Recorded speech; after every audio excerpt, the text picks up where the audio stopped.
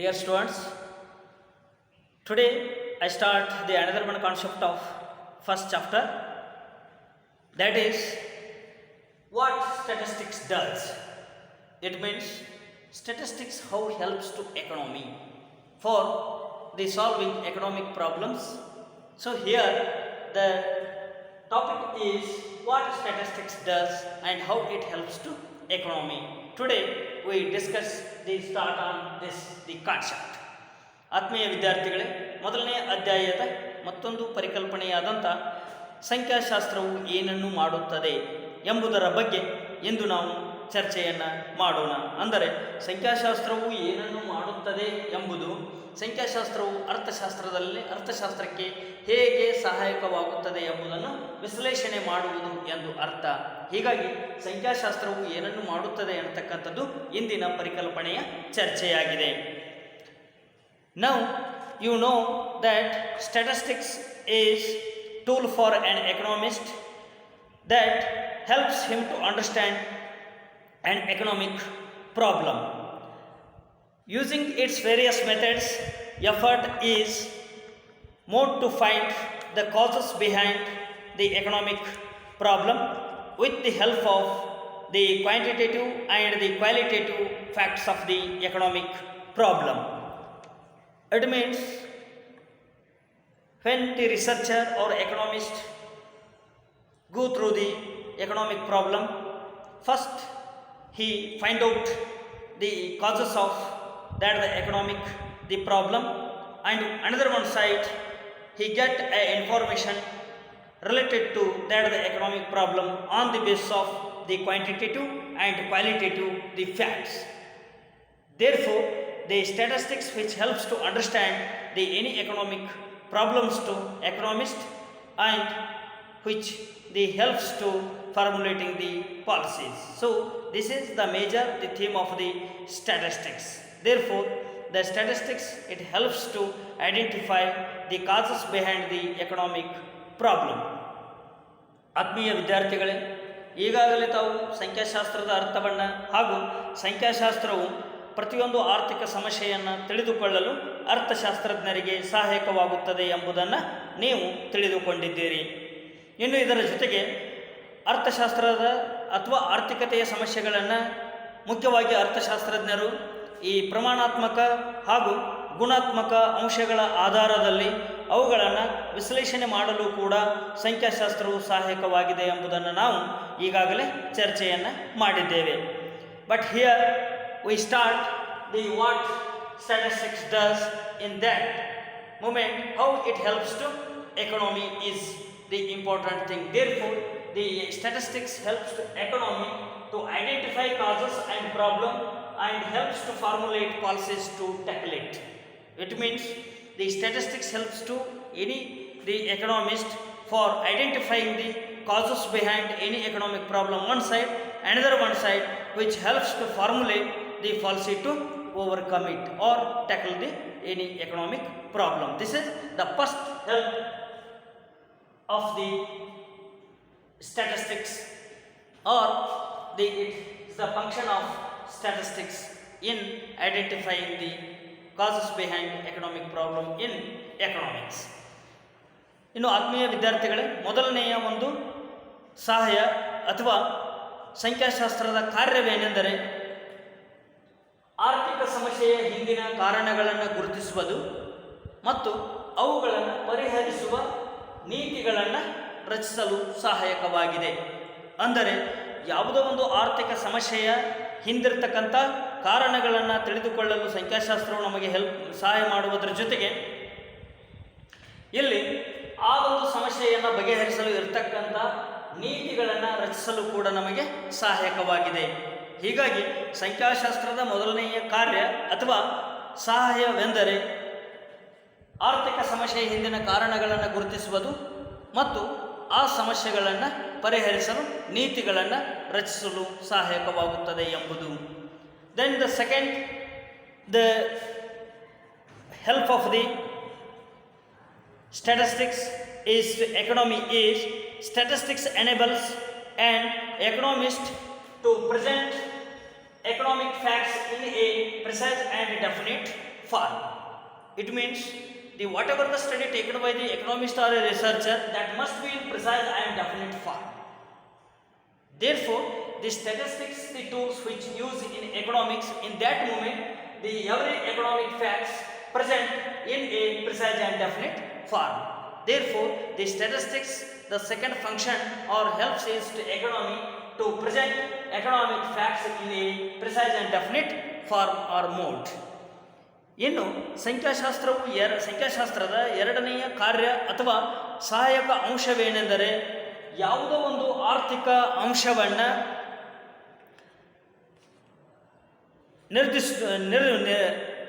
ನಿರ್ಮಿಸುವಲ್ಲಿ ಅಥವಾ ಇಲ್ಲಿ ನಿರೂಪಿಸುವಲ್ಲಿ ನಿರ್ದಿಷ್ಟ ರೂಪದಲ್ಲಿ ಅಥವಾ ಒಂದು ಕಡೆ ನಿಖರತೆಯ ರೂಪದಲ್ಲಿ ಇರುವಂತೆ ನೋಡಿಕೊಳ್ಳುತ್ತದೆ. ಅಂದರೆ ಆರ್ಥಿಕ ಅಂಶಗಳನ್ನು ನಿಖರವಾಗಿ ಮತ್ತು ನಿರ್ದಿಷ್ಟ ರೂಪದಲ್ಲಿ ವ್ಯಕ್ತಪಡಿಸಲು ಸಹಾಯಕವಾಗುತ್ತದೆ ಎಂಬುದು ಇದರ ಅರ್ಥ. ಅಂದರೆ ಯಾವುದೋ ಒಂದು ಆರ್ಥಿಕ ಸಮಸ್ಯೆಯನ್ನು ನಾವು ತೆಗೆದುಕೊಂಡಾಗ ಆ ಆರ್ಥಿಕ ಸಮಸ್ಯೆಯು ನಿಖರವಾಗಿ ಇರಬೇಕು ಮತ್ತು ನಿರ್ದಿಷ್ಟ ರೂಪದಲ್ಲಿ ವ್ಯಕ್ತಪಡಿಸಿರಬೇಕು. ಹೀಗೆ ನಿರ್ದಿಷ್ಟ ಮತ್ತು ನಿಖರ ರೂಪದಲ್ಲಿ ಆರ್ಥಿಕ ಅಂಶಗಳನ್ನು ವಿಶ್ಲೇಷಣೆ ಮಾಡಲು ಸಂಖ್ಯಾಶಾಸ್ತ್ರವು ನಮಗೆ ಸಹಾಯಕ ಆಗಿದೆ. For example, saying that with precise figures 310 people died in the recent earthquake in Kashmir is more the factual and thus a statistical data. When you express the economic fact in numerical, the thing that is in the precise and definite the form. Therefore, by affecting the earthquake in Kashmir, 310 people are died. Here we use the statistical or the numerical fact, that is 310 people. If you say that in the hundreds of people died is not a statistics or the numerical the fact, because when we say the about 100 people or near about the 100 people died in Kashmir, it is not the definite form. Therefore, the economics always it helps to present economic facts in a precise and definite form. ಇಲ್ಲಿ ಉದಾಹರಣೆಯನ್ನು ತೆಗೆದುಕೊಂಡಾಗ ನಾವು ಇತ್ತೀಚೆಗೆ ಕಾಶ್ಮೀರದಲ್ಲಿ ಭೂಕಂಪದಿಂದಾಗಿ 310 ಜನರು ಅಸುನೀಗಿದರು ಎಂದು ಹೇಳಿದಾಗ ಇಲ್ಲಿ 310 ಎನ್ನುವುದು ನಮಗೆ ನಿರ್ದಿಷ್ಟ ರೂಪ ಮತ್ತು ನಿಖರವಾದಂಥ ಸಂಖ್ಯೆಯನ್ನು ತಿಳಿಸುತ್ತದೆ. ಇದಕ್ಕೆ ನಾವು ಸಂಖ್ಯಾಶಾಸ್ತ್ರದ ವಿಶ್ಲೇಷಣೆ ಅಥವಾ ಬಳಕೆ ಎಂದು ಕರೆಯುತ್ತೇವೆ. ಇದೇ ನಾವು ಉದಾಹರಣೆಯನ್ನು ಸರಿಸುಮಾರು 100 ಜನರು ಅಥವಾ 310 ಜನರು ಅಥವಾ ಸುಮಾರು 1000 ಜನರು ಅಸುನೀಗಿದರು ಎಂದು ಹೇಳಿದರೆ ಅದು ನಿಖರ ಅಥವಾ ನಿರ್ದಿಷ್ಟ ರೂಪದ ಆರ್ಥಿಕ ವಿಶ್ಲೇಷಣೆ ಆಗುವುದಿಲ್ಲ. ಅಂದರೆ ಯಾವಾಗಲೂ ನಿಖರ ಮತ್ತು ನಿರ್ದಿಷ್ಟ ರೂಪದಲ್ಲಿ ಇರತಕ್ಕಂಥ ಸಂಖ್ಯೆಗಳ ಮೂಲಕ ನಾವು ವಿಶ್ಲೇಷಣೆ ಮಾಡಿದಾಗ ಆರ್ಥಿಕ ಅಂಶಗಳು ನಿರ್ದಿಷ್ಟ ಮತ್ತು ನಿಖರತೆಯ ರೂಪದಲ್ಲಿ ಇರಲು ಸಾಧ್ಯ. ಹೀಗಾಗಿ ನಾವು ಸಂಖ್ಯೆಯನ್ನು ಬಳಕೆ ಮಾಡಿಕೊಳ್ಳುವ ಮೂಲಕ ಸಂಖ್ಯಾಶಾಸ್ತ್ರವನ್ನು ಬಳಸಿ ಆರ್ಥಿಕ ವಿಶ್ಲೇಷಣೆಯನ್ನು ಮಾಡಬೇಕಾಗುತ್ತದೆ. ಹೀಗಾಗಿ ಇಲ್ಲಿ ನಾವು 310 ಜನರು ಎನ್ನುವುದು ಸಂಖ್ಯಾಶಾಸ್ತ್ರದ ಬಳಕೆಯಾದರೆ 100 ಜನರು ಮರಣವನ್ನಪ್ಪಿದರು ಎನ್ನುವುದು ಸಾಂಖ್ಯಿಕ ದತ್ತಾಂಶವಾಗಿರುವುದಿಲ್ಲ. ಹೀಗಾಗಿ ಅರ್ಥಶಾಸ್ತ್ರದಲ್ಲಿ ಸಂಖ್ಯಾಶಾಸ್ತ್ರವು ನಮಗೆ ಪ್ರತಿಯೊಂದು ಆರ್ಥಿಕ ಅಂಶವನ್ನು ನಿಖರ ಮತ್ತು ನಿರ್ದಿಷ್ಟ ರೂಪದಲ್ಲಿ ಹೇಳಲು ಪ್ರಯತ್ನಿಸಲು ಸಹಾಯಕವಾಗುತ್ತದೆ ಎಂಬುದು ಎರಡನೆಯ ಕಾರ್ಯ. Then the another one, the function of the statistics is, statistics also helps in condensing mass data into few numerical measures. It means when we say the mass data into few numerical the measures, that may be average, mode or the median like this. When we use such the statistical tools, it helps to condensing mass data into few numerical the measures. Therefore, this is the third important help of the statistics in economics the problem. ಇಲ್ಲಿ ಅರ್ಥಶಾಸ್ತ್ರದಲ್ಲಿ ನಾವು ಮತ್ತೊಂದು ಅಂಶ ಅಥವಾ ಸಂಖ್ಯಾಶಾಸ್ತ್ರವು ಸಹಾಯಕ ಅಂಶವೆಂದರೆ ಇಲ್ಲಿ ಸಂಖ್ಯಾಶಾಸ್ತ್ರವು ಸಾಂದ್ರೀಕೃತ ಗುಂಪು ದತ್ತಾಂಶಗಳನ್ನು ಕೆಲವೇ ಸಂಖ್ಯಾ ರೂಪದ ಅಳತೆಗಳನ್ನಾಗಿ ಬದಲಾಯಿಸಲು ಸಹಾಯ ಮಾಡುತ್ತದೆ. ಅಂದರೆ ಗುಂಪುಗಳಲ್ಲಿ ಅಥವಾ ಸಾಂದ್ರೀಕೃತವಾದಂಥ ಬಹಳಷ್ಟು ದತ್ತಾಂಶಗಳನ್ನು ಅತ್ಯಂತ ಕಡಿಮೆ ಸಾಂಖ್ಯಿಕ ಅಳತೆಗಳಲ್ಲಿ ವ್ಯಕ್ತಪಡಿಸಲು ನಮಗೆ ಸಂಖ್ಯಾಶಾಸ್ತ್ರ ಸಹಾಯಕ ಮಾಡುತ್ತದೆ. ಉದಾಹರಣೆಯಾಗಿ ಮಧ್ಯಾಂಕವಾಗಿರಬಹುದು, ಬಹುಲಕವಾಗಿರಬಹುದು ಅಥವಾ ಸರಾಸರಿಗಳಾಗಿರಬಹುದು. ಇವುಗಳನ್ನು ಎಲ್ಲ ಬಳಕೆ ಮಾಡಿ ನಾವು ಗುಂಪು ಅಥವಾ ಸಾಂದ್ರೀಕೃತ ದತ್ತಾಂಶಗಳನ್ನು ಅಂದರೆ ಬಹಳಷ್ಟು ಇರತಕ್ಕಂಥ ದತ್ತಾಂಶಗಳನ್ನು ಸರಾಸರಿಯಲ್ಲಿ ಹೇಳುವ ಮೂಲಕ ಈ ದತ್ತಾಂಶಗಳನ್ನು ಅತ್ಯಂತ ಕೆಲವೇ ಸಾಂಖ್ಯಿಕ ರೂಪದ ಅಳತೆಗಳಲ್ಲಿ ವಿಶ್ಲೇಷಣೆ ಮಾಡಲು ನಮಗೆ ಸಂಖ್ಯಾಶಾಸ್ತ್ರ ಸಹಾಯಕವಾಗುತ್ತದೆ. ಹೀಗಾಗಿ ಸಂಖ್ಯಾಶಾಸ್ತ್ರವು ಸಾಂದ್ರೀಕೃತ ಗುಂಪು ದತ್ತಾಂಶಗಳನ್ನು ಕೆಲವೇ ಸಾಂಖ್ಯಿಕ ರೂಪದ ಅಳತೆಗಳನ್ನಾಗಿ ವ್ಯಕ್ತಪಡಿಸಲು ಸಹಾಯಕವಾಗುತ್ತದೆ ಎಂಬುದು ಮೂರನೆಯ ಪ್ರಮುಖ ಅಂಶವಾಗಿದೆ. Here for example, it would be impossible for you to remember the income of all the people in a data if the number of the peoples is very large. At once can remember easily a summary figure like the average income that is obtained statistically. It means in the large number of the people's income, it is impossible to remember us because they are the large number of the datas are there. Therefore, it is to remember impossible to remember the income of all the peoples is very large. But when we say that the large number of peoples, the average, the income, in that moment it helps to us for remembering the average income of the peoples. Therefore, the average is statistical tool which used in economics. Therefore, the mass data which used into the few numerical the measures. It is the major help of the statistics in economics. ಇನ್ನು ಇದಕ್ಕೆ ಸಂಬಂಧಿಸಿದಂತೆ ನಾವು ಇಲ್ಲಿ ಒಂದು ಸಾಂದ್ರೀಕೃತ ಅಥವಾ ಗುಂಪು ದತ್ತಾಂಶಗಳು ಎಂದರೆ ಉದಾಹರಣೆಯನ್ನು ತೆಗೆದುಕೊಂಡಾಗ ಬಹಳಷ್ಟು ಜನರ ಆದಾಯವನ್ನು ನಮಗೆ ನೆನಪಿಟ್ಟುಕೊಳ್ಳಲು ಸಾಧ್ಯವಾಗುವುದಿಲ್ಲ. ಅಂದರೆ ಅಧಿಕ ಜನರು ಇದ್ದಾಗ ಎಲ್ಲ ಜನರ ಆದಾಯವನ್ನು ನಮಗೆ ಸಾವಿರ ಅಥವಾ ಲಕ್ಷಗಳಲ್ಲಿ ನೆನಪಿಟ್ಟುಕೊಳ್ಳಲು ಸಾಧ್ಯವಾಗುವುದಿಲ್ಲ. ಇಂತಹ ಸಂದರ್ಭದಲ್ಲಿ ನಾವು ಸಂಖ್ಯಾಶಾಸ್ತ್ರೀಯ ವಿಧಾನವಾದಂಥ ಸರಾಸರಿಯನ್ನು ಅಲ್ಲಿ ಬಳಕೆ ಮಾಡಿದರೆ ಸರಾಸರಿ ಒಬ್ಬರ ಆದಾಯ ಇಂತಿಷ್ಟು ಎಂದಾಗ ನಾವು ನೆನಪಿಟ್ಟುಕೊಳ್ಳಲು ಸಹಾಯಕವಾಗುತ್ತದೆ. ಹೀಗೆ ದತ್ತಾಂಶಗಳ ಅಂದರೆ ಗುಂಪು ದತ್ತಾಂಶಗಳನ್ನು ನಾವು ಕೆಲವೇ ಸಾಂಖ್ಯಿಕ ರೂಪದ ಅಳತೆಗಳಲ್ಲಿ ಬಳಕೆ ಮಾಡಿದಾಗ ನಮಗೆ ಯಾವುದೋ ಒಂದು ಆರ್ಥಿಕ ಸಮಸ್ಯೆಯ ಅಥವಾ ಆರ್ಥಿಕ ಅಂಶದ ದತ್ತಾಂಶಗಳನ್ನು ನೆನಪಿಟ್ಟುಕೊಳ್ಳಲು ಅಥವಾ ಇನ್ನೊಂದು ಕಡೆ ಬಳಕೆ ಮಾಡಲು ಸಹಾಯಕವಾಗುತ್ತದೆ. ಹೀಗಾಗಿ ಈ ಸರಾಸರಿ ಆದಾಯವನ್ನು ನೆನಪಿಟ್ಟುಕೊಳ್ಳಲು ಸಾಧ್ಯವಾದರೆ ಇನ್ನೊಂದು ಕಡೆ ಎಲ್ಲ ಜನರ ಆದಾಯವನ್ನು ನಮಗೆ ವೈಯಕ್ತಿಕವಾಗಿ ನೆನಪಿಟ್ಟುಕೊಳ್ಳಲು ಸಾಧ್ಯವಾಗುವುದಿಲ್ಲ. ಹೀಗಾಗಿ ಗುಂಪು ಅಥವಾ ಸಾಂದ್ರೀಕೃತ ದತ್ತಾಂಶಗಳನ್ನು ನಮಗೆ ಸಂಖ್ಯಾಶಾಸ್ತ್ರವು ಕೆಲವೇ ರೂಪದ ಅಳತೆಗಳಲ್ಲಿ ನೆನಪಿಟ್ಟುಕೊಳ್ಳಲು ಅಥವಾ ವಿಶ್ಲೇಷಣೆ ಮಾಡಲು ಸಹಾಯಕವಾಗುತ್ತದೆ. ಇದು ಮೂರನೆಯ ಒಂದು ಕಾರ್ಯ.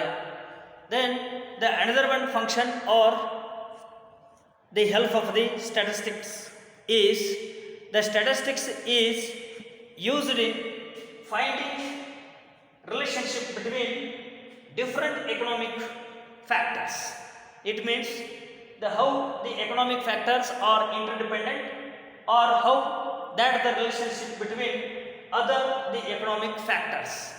Therefore, the statistics helps or the finding relationship between the different economic the factors.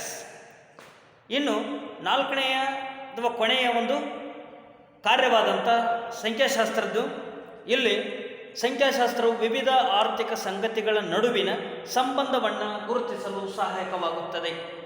ಅಂದರೆ ಒಂದು ಆರ್ಥಿಕ ಅಂಶವು ಮತ್ತೊಂದು ಆರ್ಥಿಕ ಅಂಶದ ಮೇಲೆ ಅವಲಂಬನೆ ಆಗಿರಬಹುದು ಅಥವಾ ಅವುಗಳ ಮಧ್ಯೆ ಸಂಬಂಧ ಇರಬಹುದು.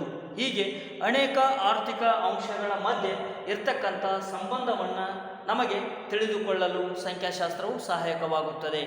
ಹೀಗೆ ಮೊದಲನೆಯದಾಗಿ ಇಲ್ಲಿ ಸಂಖ್ಯಾಶಾಸ್ತ್ರವು ಆರ್ಥಿಕ ಸಮಸ್ಯೆಯ ಕಾರಣ, ಅವುಗಳನ್ನು ಪರಿಹರಿಸುವ ಕ್ರಮಗಳನ್ನು ತೆಗೆದುಕೊಳ್ಳಲು ಸಹಾಯಕವಾಗುತ್ತದೆ. ಎರಡನೆಯದಾಗಿ ಆರ್ಥಿಕ ಅಂಶಗಳನ್ನು ನಿಖರ ಮತ್ತು ನಿರ್ದಿಷ್ಟ ರೂಪದಲ್ಲಿ ರಚಿಸಲು ಸಹಾಯಕವಾಗುತ್ತದೆ. ಮೂರನೆಯದಾಗಿ ಸಾಂದ್ರೀಕೃತ ಗುಂಪು ದತ್ತಾಂಶಗಳನ್ನು ಸಾಂಖ್ಯಿಕ ರೂಪದ ಕೆಲವೇ ಅಳತೆಗಳಲ್ಲಿ ವಿವರಿಸಲು ಸಹಾಯಕವಾಗುತ್ತದೆ. ಕೊನೆಯದಾಗಿ ಅನೇಕ ಆರ್ಥಿಕ ಅಂಶಗಳ ಮಧ್ಯದ ಸಂಬಂಧವನ್ನು ತಿಳಿದುಕೊಳ್ಳಲು ಸಹಾಯಕವಾಗುತ್ತದೆ. ಹೀಗೆ ಸಂಖ್ಯಾಶಾಸ್ತ್ರವು ಅರ್ಥಶಾಸ್ತ್ರದಲ್ಲಿ ಈ ರೀತಿಯಾಗಿ ನಮಗೆ ಆರ್ಥಿಕ ಅಂಶಗಳನ್ನು ಅಥವಾ ಸಮಸ್ಯೆಗಳನ್ನು ಒಂದು ಕಡೆ ಗುರುತಿಸಿ ಅವುಗಳನ್ನು ಪರಿಹರಿಸತಕ್ಕಂಥ ಕ್ರಮಗಳನ್ನು ತೆಗೆದುಕೊಂಡು ಒಟ್ಟಾರೆಯಾಗಿ ಆರ್ಥಿಕ ಬೆಳವಣಿಗೆಗೆ ಪೂರಕವಾಗಿ ಯಾವ ಅಂಶಗಳು ಇದ್ದರೆ ಉತ್ತಮ ಎನ್ನತಕ್ಕಂಥದ್ರ ಬಗ್ಗೆ ವಿಶ್ಲೇಷಣೆಯನ್ನು ನೀಡುತ್ತದೆ. For the last, the relationship between the different, the economic, the facts. Here we use the example of an economist may interested in finding out what happens to the demand for a commodity when its price decreasing or increasing. Then how supply of the commodity be affected by the change in its price, or would the consumption's expenditure is increased when the government or the average income increase. Then average income, what happens to the general price level when the government expenditure increases. All these economic factors will have the interrelationship. When the government expenditure increases, then the average income of the people also increases. Then when the average income of the people increases, then it increases the purchasing power of the consumer. Then when purchasing power of the consumer increases, that leads to increase or expansion in demand. So all these things are the relationship or interdependency. Therefore, to find a relationship between different economic factors, so which helps to find out all these the economic factors relationship by the statistics to economy. ಇನ್ನು ಈ ಒಂದು ನಾಲ್ಕನೆಯ ಅಂಶಕ್ಕೆ ಸಂಬಂಧಿಸಿದಂತೆ ಉದಾಹರಣೆಯನ್ನು ತೆಗೆದುಕೊಂಡಾಗ, ಒಂದು ವಸ್ತುವಿನ ಬೆಲೆಯಲ್ಲಿ ಬದಲಾವಣೆಯಾದರೆ ಬೇಡಿಕೆ ಏರಿಕೆ ಅಥವಾ ಇಳಿಕೆಯಾಗಬಹುದು. ಒಂದು ವಸ್ತುವಿನ ಬೆಲೆ ಬದಲಾದಂತೆ ಪೂರೈಕೆ ಬದಲಾವಣೆಯಾಗಬಹುದು. ಇನ್ನು ಅಣಭೋಗಿದಾರರ ಸರಾಸರಿ ಆದಾಯ ಹೆಚ್ಚಾದಂತೆ ಅವರ ಒಂದು ಅಣಭೋಗದ ಪ್ರಮಾಣದ ಮೇಲೆ ಅದು ಪರಿಣಾಮವನ್ನು ಬೀರಬಹುದು. ಇನ್ನು ಸರ್ಕಾರವು ಹೆಚ್ಚು ವೆಚ್ಚವನ್ನು ಮಾಡಿದಾಗ ಇಂತಹ ಸಂದರ್ಭದಲ್ಲಿ ಸಾಮಾನ್ಯ ಬೆಲೆಗಳ ಮಟ್ಟವು ಏರಿಕೆಯಾಗಬಹುದು. ಈ ಎಲ್ಲ ಅಂಶಗಳು ಒಂದಕ್ಕೊಂದು ಆಂತರಿಕ ಸಂಬಂಧವನ್ನು ಹೊಂದಿರುತ್ತವೆ. ಅಂದರೆ ಸರ್ಕಾರದ ವೆಚ್ಚ ಹೆಚ್ಚಾದರೆ ಸರಾಸರಿ ಆದಾಯವು ಹೆಚ್ಚಾಗಬಹುದು. ಸರಾಸರಿ ಆದಾಯ ಹೆಚ್ಚಾದಂತೆ ಅಣಭೋಗ ಮತ್ತು ಬೇಡಿಕೆಯ ಪ್ರಮಾಣ ಹೆಚ್ಚಾಗಬಹುದು.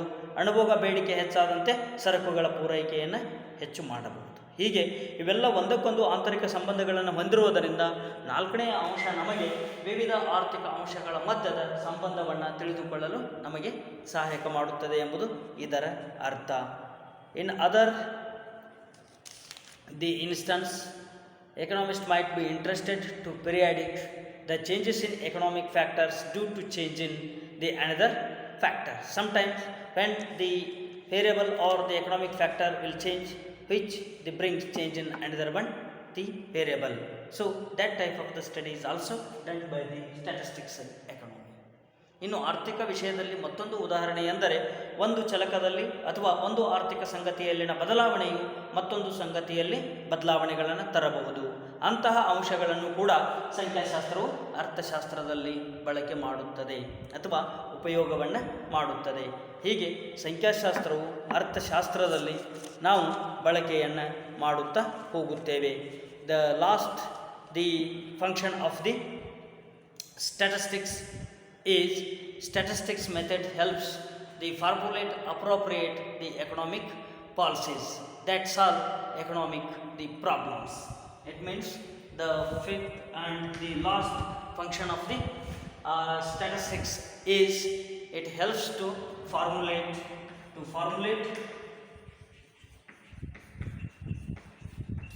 economic policies. It means the statistics helps to formulate the economic policies to solve economic problems. It means which already we used in this the first the function also, but it is considering as the last function of the statistics. Here when we find out the problem, in that moment the policies also formulated in economy. Therefore the statistics helps in formulating economics policies to overcome the economic the problems. ಕೊನೆಯದಾಗಿ ಇಲ್ಲಿ ಆರ್ಥಿಕ ನೀತಿಗಳನ್ನು ರಚಿಸಲು ಸಹಾಯಕವಾಗಿದೆ. ಆರ್ಥಿಕ ನೀತಿಗಳ ರಚನೆಯು ಮೊದಲನೆಯದರಲ್ಲಿ ನಾವು ಬಳಕೆ ಮಾಡಿದ್ದೇವೆ ಈಗಾಗಲೇ. ಆದರೂ ಕೂಡ ಇದನ್ನು ಒಂದು ಕೊನೆಯ ಒಂದು ಸಂಖ್ಯಾಶಾಸ್ತ್ರದ ಕಾರ್ಯ ಅಥವಾ ಸಹಾಯಕ ಅಂಶವೆಂದು ಪರಿಗಣಿಸುತ್ತೇವೆ. ಅಂದರೆ ಸಂಖ್ಯಾಶಾಸ್ತ್ರವು ಆರ್ಥಿಕ ನೀತಿಗಳನ್ನು ರಚಿಸುವ ಮೂಲಕ ಯಾವುದೋ ಒಂದು ಆರ್ಥಿಕ ಸಮಸ್ಯೆಗೆ ಪರಿಹಾರವನ್ನು ಕಂಡುಹಿಡಿಯುವುದಾಗಿರುತ್ತದೆ. ಹೀಗಾಗಿ ಆರ್ಥಿಕ ಸಮಸ್ಯೆಗಳನ್ನು ಪರಿಹರಿಸುವಲ್ಲಿ ಸಂಖ್ಯಾಶಾಸ್ತ್ರವು ಆರ್ಥಿಕ ನೀತಿಗಳ ರಚನೆಗೆ ಸಹಾಯಕವಾಗಿದೆ ಎಂಬುದು. ಒಟ್ಟಿನಲ್ಲಿ ಈ ಎಲ್ಲ ಒಂದು 5 ಅಂಶಗಳು ಅರ್ಥಶಾಸ್ತ್ರಕ್ಕೆ ಸಂಖ್ಯಾಶಾಸ್ತ್ರ ಮಾಡಬಹುದಾದಂಥ ಸಹಾಯ ಅಥವಾ ಸಂಖ್ಯಾಶಾಸ್ತ್ರದ ಕಾರ್ಯಾತ್ಮಕ ಸಂಖ್ಯಾಶಾಸ್ತ್ರದ ಕಾರ್ಯಗಳು ಎಂದು ಕೂಡ ನಾವು ಪರಿಗಣಿಸುತ್ತೇವೆ. ಇನ್ನು the aspect of this chapter is the conclusion. ಇನ್ನು ಈ ಅಧ್ಯಾಯದ ಕೊನೆಯ ಅಂಶವೆಂದರೆ ಉಪಸಂಹಾರ. ಇಲ್ಲಿ today we increasingly use statistics to analyze serious economic problems such as the rising prices, growing population, unemployment, poverty, etc. In all these cases we use the statistics to find measures that can solve such problems. The statistics also helps evaluate the impact of such policies in solving the economic problems. For example, the family planning in India. What is the family planning?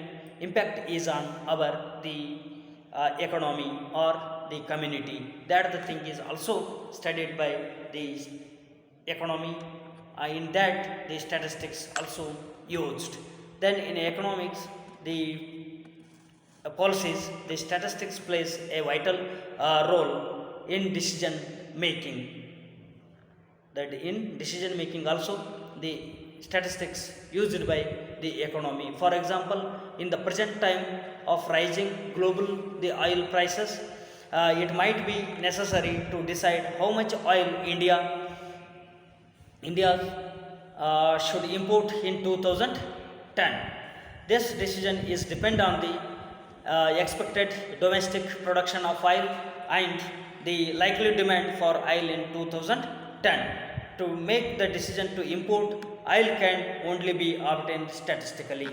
It means when we use the example of oil import from others in 2010, that when we think about the oil import in 2010, we must take study on the domestic the product of the oil and another one side the consumption.